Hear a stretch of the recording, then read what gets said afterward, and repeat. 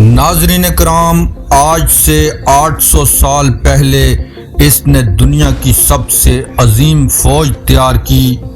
حیرت انگیز عسکری حکمت عملی سے اس نے دنیا کی تاریخ کی سب سے بڑی سلطنت قائم کی۔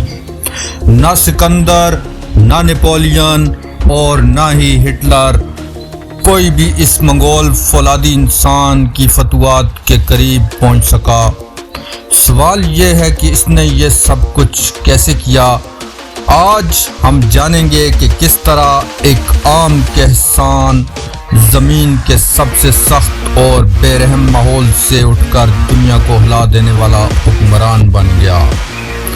چنگیز خان کی ابتدائی زندگی کے بارے میں جو کچھ معلوم ہے وہ منگولوں کی خفیہ تاریخ نامی تحریر سے ملتا ہے، جو اس کی وفات کے فوراً بعد لکھی گئی تھی۔ اس کے مطابق چنگیز کی پیدائش وسطی ایشیا کے وسیع و عریض میدانوں میں سن 1165 کے آس پاس ہوئی۔ کہا جاتا ہے کہ وہ ہاتھ میں خون کا لوتھڑا لیے پیدا ہوا تھا، جسے ایک بڑی قسمت کی علامت سمجھا گیا۔ چنگیز خان ایک سخت اور بے رحم دنیا میں پیدا ہوا۔ اس وقت منگول ایک متحد حکمران سے محروم تھے اور مختلف قبیلوں میں بٹے ہوئے رہتے تھے، جو مسلسل آپس میں لڑتے رہتے۔ ان کا علاقہ یورپ اور چین کے درمیان ایک ویران و سرد خطہ تھا، جس میں پہاڑی ٹیلے، پتھریلی زمین اور یخ بستہ ہوائیں تھیں۔ چینی انہیں وحشیوں کی سرزمین کہتے اور اپنی سرحدوں کو ان کو حملوں سے بچانے کے لیے عظیم دیوار تعمیر کر چکے تھے۔ منگول معاشرے میں طاقت کثرت افراد میں سمجھی جاتی تھی۔ بڑے خاندان بنانا عام اور کثیر الازدواجی رواج تھا۔ چنگیز کے دادا والد کی 2 بیویاں تھیں۔ چنگیز کی ماں کو اس کے والد نے ایک اور قبیلے سے اغوا کیا تھا۔ چنگیز کے بچپن میں 3 سگے بھائی، 1 بہن اور 2 سوتیلے بھائی تھے۔ بچپن شکار، گھڑ سواری اور کھلے میدانوں میں دوڑتے گزرا۔ چونکہ یہ خانہ بدوش قوم تھی، وہ ہمیشہ نئی چراگاہوں کی تلاش میں رہتی۔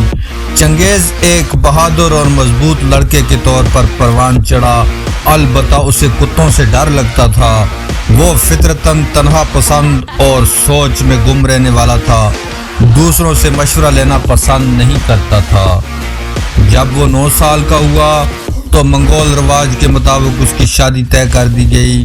دلہن بورٹے نامی لڑکی تھی، جو ایک قریبی قبیلے سے تھی۔ رواج یہ تھا کہ لڑکا اپنی منگیتر کے قبیلے میں جا کر اس کے ساتھ پروان چڑھتا۔ چنگیز کو وہاں پہنچا کر جب اس کا باپ واپس لوٹ رہا تھا تو راستے میں تاتاریوں کا ایک گروہ ملا۔ انہوں نے خوش اخلاقی کا مظاہرہ کرتے ہوئے کھانا اور مشروب پیش کیا، لیکن وہ زہر آلود تھا۔ 3 دن بعد چنگیز کا باپ مر گیا۔ باپ کی موت کے بعد قبیلے نے بیوہ اور بچوں کو چھوڑ دیا۔ ماں ہولن نے گھر کی سربراہی سنبھالی، لیکن چنگیز اور اس کے سگے بھائیوں کے درمیان سوتیلے بھائیوں سے جھگڑے رہتے۔ ایک دن جب چنگیز کی عمر 13 سال تھی، اس نے ایک مچھلی پکڑی۔ ایک سوتیلے بھائی نے وہ چھین لی۔ چنگیز نے بغیر ہچکچاہٹ کمان چلائی اور اسے قتل کر دیا۔ یہ اس کی بے رحمی کا پہلا کھلا اظہار تھا۔ 15 برس کی عمر تک وہ اپنے بھائیوں سے زیادہ طاقتور، لمبا اور گھڑ سواری و شکار میں ماہر ہو چکا تھا۔ اس کی قدرتی قیادت کو سب ماننے لگے۔ اس کی شہرت پھیلنے لگی، یہاں تک کہ وہی قبیلہ جو اس کے باپ کی موت کے بعد انہیں چھوڑ گیا تھا، اس سے خوف زدہ ہو گیا۔ ایک دن انہوں نے اس کو قید کرنے کے لیے اس کے ڈیرے پر حملہ کیا۔ چنگیز بھاگ نکلا، لیکن 9 دن بعد پکڑا گیا اور اس کے گلے میں بھاری لکڑی کا حلقہ ڈال کر قید کر دیا گیا۔ ایک رات قید خانے کی نگرانی کرنے والا پہرہ دار شراب پی کر سو گیا۔ چنگیز نے اسے قابو کر کے فرار کی کوشش کی۔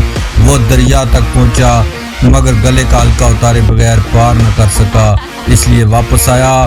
اور پہرادار کو دھمکی دی کہ اگر اس نے حلقہ نہ کھولا اور گھوڑا نہ دیا تو وہ باقی لوگوں کو بتا دے گا کہ اس نے فرار میں مدد کی ہے۔ پہرادار ڈر گیا اور چنگیز گھوڑے پر سوار ہو کر نکل گیا۔ چنگیز خان 16 برس کی عمر میں اپنی منگیتر بوٹے کے گاؤں واپس آیا۔ اب شادی کا وقت آ چکا تھا۔ دلہن کے والد نے بطور تحفہ ایک قیمتی نیولے کی کھال دی۔ اگلے دن چنگیز اپنی بیوی کو اپنی ماں کے پاس چھوڑ کر قریبی قبیلے کے سردار تغرل خان کے پاس گیا اور وہ قیمتی کھال اسے تحفے میں پیش کی۔ دراصل چنگیز اس طاقتور سردار کی حمایت خریدنا چاہتا تھا تاکہ وہ اپنے ان قبیلیائی افراد کو واپس لا سکے جو ماں باپ کی موت کے بعد اسے چھوڑ گئے تھے۔ تغرل اس سے ہمدرد ہوا اور دونوں کے درمیان اتحاد قائم ہو گیا۔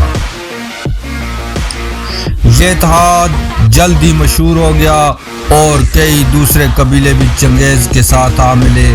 تھوڑے ہی عرصے میں اس کے پاس ایک مضبوط جنگجو لشکر تیار ہو گیا، لیکن ابھی وہ اسے استعمال کرتا کہ ایک آفت آن پہنچی۔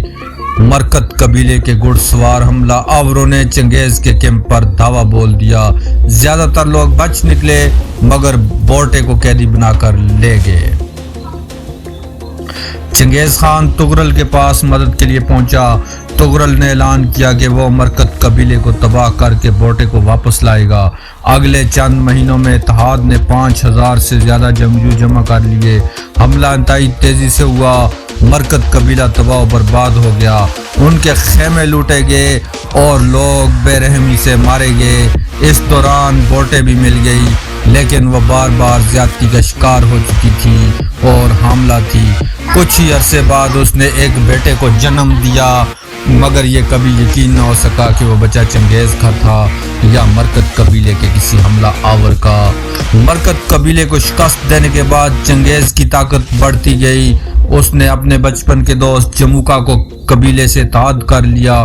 دونوں نے ایک دوسرے کو خونی بھائی قرار دیا، اکٹھے رہتے، کھاتے اور سوتے، لیکن یہ قبیلی تعلق چنگیز کی بیوی اور ماں کو پسند نہ آیا۔ انہوں نے جموکا کے خلاف چنگیز کے کان بھرنے شروع کیے۔ آخرکار چنگیز نے جموکا سے ناطا توڑ لیا۔ سن 1185 میں جب دونوں قبیلے نئی چراگاہوں کی طرف جا رہے تھے تو جموکا نے ایک وادی میں ڈیرے ڈالنے کا فیصلہ کیا اور چنگیز کو بھی بلایا، مگر چنگیز آگے بڑھتا رہا۔ پیچھے مڑ کر دیکھا تو نہ صرف اس کے اپنے قبیلے کے لوگ اس کے ساتھ تھے بلکہ جموکا کے بھی بہت سے آدمی اس کے پیچھے آگے تھے۔ اس وقت تک چنگیز کے پیروکار تمام منگول قبیلوں میں سب سے زیادہ ہو چکے تھے۔ اس نے اپنی طاقت بڑھانے کے لیے قبیلوں پر بار بار حملے شروع کیے، ان کی عورتیں اور مال مویشی چھین لیے، اور جو اس کی اطاعت نہیں کرتے انہیں زبردستی ماتحت بنا لیا۔ منگولوں کی خفیہ تاریخ کے مطابق چنگیز خان کی سب سے بڑی خوشی اپنے دشمن کو شکست دینا، اس کا مال چھیننا، اس کے عزیزوں کو روتا دیکھنا اور اس کی بیوی بیٹیوں کو اپنے تصرف میں لینا تھی۔ ابھی وہ اپنی 20 کی دہائی میں تھا کہ اس نے نفسیاتی جنگ کا فن سیکھ لیا۔ وہ کسی قبیلے پر اتنے خوفناک اور تباہ کن حملے کرتا کہ آس پاس کے قبائل بغیر لڑے ہتھیار ڈال دیتے۔ جلد ہی اس نے مختلف منگول قبائل کو ایک جھنڈے تلے جمع کر لیا۔ جب چنگیز خان اور جموکا کے درمیان تعلقات ختم ہوئے تو دونوں قبیلوں کے لوگ ایک دوسرے کے خلاف بدگمان رہنے لگے۔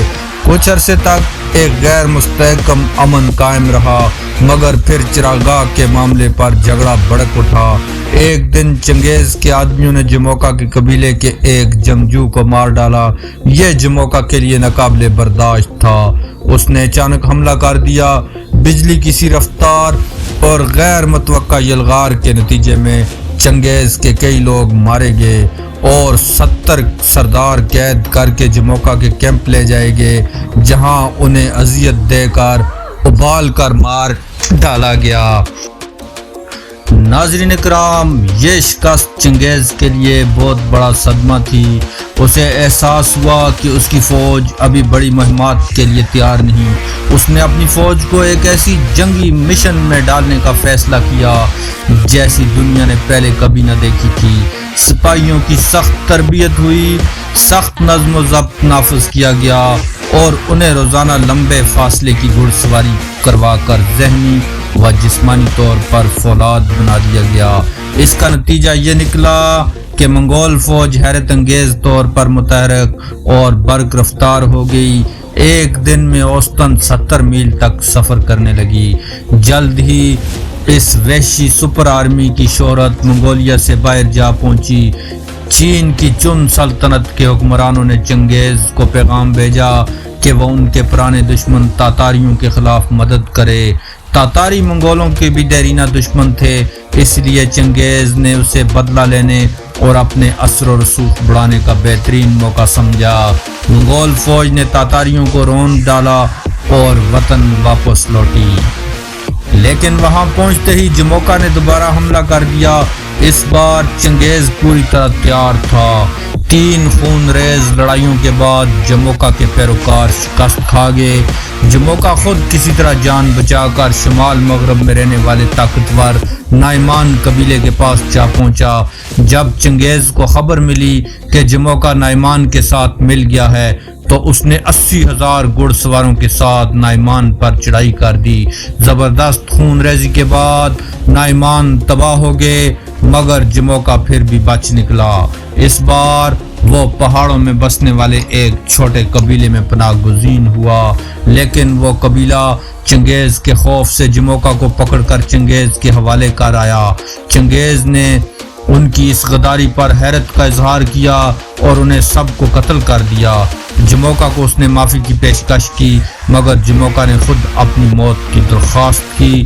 اس کی خواہش کے مطابق چنگیز نے حکم دیا کہ اسے قالین میں لپیٹ کر دم گھونٹ کر مار دیا جائے۔ چنگیز نے یہ منظر دیکھنے سے گریز کیا۔ نائمان کو شکست دینے کے بعد چنگیز خان اب 2 ملین سے زیادہ لوگوں کا حکمران بن چکا تھا، مگر اس کا دل مزید فتوحات چاہتا تھا۔ اس نے مشرقی اور جنوبی منگولیا کے باقی آزاد علاقوں کو بھی مہمات کے ذریعے اپنے زیر نگین کر لیا۔ وہ خود اپنی فوج کی قیادت کرتا، مگر ساتھ ہی بہترین جرنیل چننے میں بھی ماہر تھا۔ بالآخر سن 1206 میں تمام قبائل نے اسے اپنا عظیم حکمران تسلیم کر لیا اور خان اعظم کا لقب دیا۔ منگولوں کی خفیہ تاریخ کے مطابق لوگوں نے اعلان کیا، ہم تمہیں اپنا خان اعظم بناتے ہیں، ہم دشمنوں پر بجلی کی طرح ٹوٹ پڑیں گے، تمہیں دشمن کی سب سے حسین لڑکیاں دیں گے، اگر تمہاری نافرمانی کی تو تم ہمارے مویشی، بیویاں اور بچے لے لینا اور ہمارے سروں کو ریت پر رول دینا۔ اس کے بعد چنگیز نے مزید بیویاں کی اور کئی بیٹے پیدا ہوئے، مگر اسے اکثر خواب آتے جن میں وہ ایک کے بعد ایک ملک فتح کرتا جا رہا تھا۔ ان خوابوں اور اپنی فطری امنگوں کے زیر اثر اس کی نظریں اب عظیم دیوار کے اس پار چین پر جم گئی۔ سن 1206 میں چنگیز خان نے اپنے جرنیلوں اور قبیلیائی سرداروں کا ایک عظیم اجلاس بلایا تاکہ چین پر حملے کا منصوبہ بنایا جا سکے۔ منگولیا اور چین کے درمیان تانگڑ سلطنت واقع تھی، جو وسطی ایشیا اور مغرب کے درمیان ایک اہم تجارتی راستے پر قابض تھی۔ چنگیز نے اس پر قبضے کی مہم شروع کی اور صرف 2 سال میں پورا تانگوٹ علاقہ زیر نگین کر لیا۔ اس کے بعد چین پر حملے کا راستہ کھل گیا۔ چنگیز نے چن سلطنت کے ساتھ پہلے امن قائم کرنے کی کوشش کی۔ اس نے ایک امن وفد بھیجا، مگر چینی حکام کو ان پر شک ہوا اور انہوں نے ان سب کو قتل کر دیا۔ یہ خبر سن کر چنگیز خان نے 3 دن روزہ رکھا اور پھر اعلان کیا کہ آسمان نے فیصلہ کر دیا ہے، اب وقت ہے کہ ہم چن سلطنت سے انتقام لیں۔ 40,000 گھڑ سواروں کے ساتھ چنگیز نے عظیم دیوار عبور کی۔ منگول فوج اتنی خاموشی سے پیش قدمی کرتی کہ دشمن کو آخری لمحے تک خبر نہ ہوتی، پھر گھوڑوں کے کھر زمین ہلا دیتے، حملے شدید اور تباہ کن ہوتے، دشمن کی فوج اور کیمپ ملیا میٹ کر دیے جاتے۔ چن مہم کے دوران چنگیز خان کی بے رحمی کی داستانیں مشہور ہو گئی۔ وہ قیدی عورتوں اور بچوں کو انسانی ڈال کے طور پر استعمال کرتا، انہیں اپنی فوج کے آگے چلا کر دشمن کے گاؤں اور قلعوں تک پہنچاتا 2 साल के अंदर अंदर उसकी फौज चुन सल्तनत के दारुल हुकूमत जोंगडू मौजूदा बीजिंग पहुंच गई। ये अजीम शहर दीवारों से घिरा हुआ और मजबूत किला बंद था। मंगोल फौज ने तकरीबन 1 साल तक मुआसरा जारी रखा। आखिरकार मंजनीकों और मुआसरे के मीनारों की मदद से दीवार तोड़ दी गई। खूनरेज लड़ाई के बाद हजारों चीनी मारे गए और शहर चंगेज खान के कब्जे में आ गया। चुन सल्तनत को ज़ेर करने के बाद चंगेज खान वापस अपने वतन लौट आया, मगर फतवात की प्यास बुझ नहीं रही थी। अब उसकी नज़र चीन और यूरोप के दरमियान वाक़ एक वसी इस्लामी सल्तनत ख्वारज़म शाही सल्तनत पर थी। इस इलाके पर एक शाह अलाउद्दीन हुक्मरान था जो ताकत में चंगेज का हम पल्ला था, लेकिन चंगेज उससे जंग नहीं चाहता था बल्कि तजारत और अमन चाहता था। उसने एक तजारती काफिला बतौर सफारती वफद भेजा, मगर जैसे ये काफिला ख्वारज़म की सरजमीन में दाखिल हुआ उसे पकड़कर कत्ल कर दिया गया। गुस्से में चंगेज ने एक और वफद बादशाह के पास भेजा, मगर उसे भी इस्लामी सिपाहियों ने मार डाला। चंगेज के नजदीक सफीरों को कत्ल करना नाकाबिले माफी जुर्म था। अब इंतकाम का वक्त आ गया था। चंगेज खान ने अपनी जिंदगी का सबसे बड़ा लश्कर तैयार किया, 2 लाख से जायद घुड़सवार। उसके बाद ख्वारज़म सल्तनत पर एक ऐसी खूनरेज जंग मुसलत हुई जो कई बरस जारी रही। शहरों पर शहर लूटे गए, आबादियों को जलाकर राख कर दिया गया। हजारों नहीं बल्कि लाखों लोग तलवार के नीचे आए। जब ये कत्ल व गारत खत्म हुई तो ख्वारज़म शाह की हुकूमत खत्म हो चुकी थी और चंगेज खान की सल्तनत मगरब से येलो सी और मशरक तक कैस्पियन सी तक पहुंच चुकी थी। चंगेज खान ने वतन वापस जाने से पहले अपने बेटे ओगदाई खान को अपना जानशीन मुकर्रर किया ताकि वो इस वसी सल्तनत पर हुक्मरानी करे, मगर सल्तनत इतनी बड़ी थी कि इसे काबू में रखना खुद चंगेज के लिए भी एक चैलेंज था। सन 1266 के मौसम गर्मा में उसने 1,80,000 जंगजुओं के साथ तांगूट कबाइल की एक बगावत कुचलने का इरादा किया, लेकिन वहां पहुंचने से पहले घोड़े से गिर गया और उसके जिस्म में शदीद चोटें आईं। अंदरूनी खून बहना शुरू हो गया। अगले चंद महीनों में उसकी हालत बिगड़ती गई। अगस्त 1226 को अपनी ताकत की इंतहा पर चंगेज खान ने दुनिया को 18 अलविदा कहा। उसकी मौत के बाद उसका पोता कबलाई खान इस सल्तनत को मजीद आगे ले गया, यहाँ तक कि ये 2 बड़े आज़मों पर महीद दुनिया की सबसे बड़ी सल्तनत बन गई। चंगेज खान का सबसे बड़ा तारीखी असर शायद ये था कि अगरचे उसने अपनी फतवात बेनता खूनरेजी से हासिल की, मगर उसके नतीजे में कायम होने वाली मंगोल पीस में एक ऐसी पेकस मंगोलिया का मशरक व मगरब के दरमियान पहली बार तजारत और ख्यालात का आज़ादाना तबादला मुमकिन बनाया। यूं चंगेज खान की कहानी एक आम चरवाहे के बेटे से दुनिया के सबसे बड़े फातेह तक सफर बयान करती है। एक ऐसा आदमी जिसने अपनी बेमिसाल अस्करी ज़हानत और बेरहमी के इम्तजाज से तारीख का धारा बदल दिया।